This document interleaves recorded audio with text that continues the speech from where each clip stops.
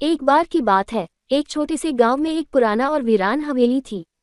लोग कहते थे कि वहां एक भूतनी रहती है। गांव वालों को उस हवेली के पास जाने में डर लगता था, क्योंकि जो भी वहां गया वह कभी वापस नहीं लौटा। रामू नाम का एक साहसी युवक इस बात पर विश्वास नहीं करता था।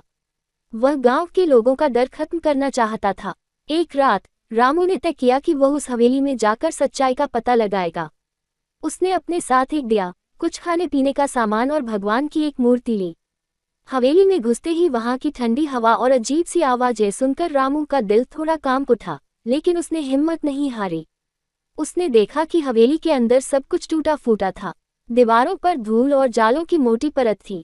तभी अचानक एक साया उसकी आंखों के सामने से गुजरा। रामू ने उस साये का पीछा किया और हवेली के एक बड़े कमरे में पहुंचा। वहां एक महिला सफेद साड़ी में खड़ी थी, लेकिन उसके पैर उल्टे थे।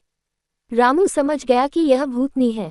भूतनी ने गुस्से में कहा, तुम यहाँ क्यों आए हो? जाओ, वरना तुम्हें भी मार डालूंगी। रामू ने हिम्मत से कहा, मैं सच जानने आया हूँ। अगर तुमने किसी का नुकसान किया है तो मुझे कारण बताओ। ये सुनकर भूतनी की आंखों में आंसू आ गए। उसने बताया कि वह इस हवेली की मालिक थी, लेकिन उसके परिवार वालों ने उसे संपत्ति के लिए मार दिया। उसकी आत्मा अब भी न्याय के लिए भटक रही है। रामू ने उसे भरोसा दिलाया कि वह उसके परिवार वालों के अपराध को सबके सामने लाएगा। अगले दिन रामू ने गांव में भूतनी की कहानी सबको सुनाई और पुलिस को बुलाकर दोषियों को गिरफ्तार कराया। भूतनी की आत्मा ने रामू को धन्यवाद दिया और वहां से हमेशा के लिए चली गई। उस दिन के बाद हवेली में कोई अजीब घटना नहीं हुई और गांव वाले बिना डर के वहां जाने लगे।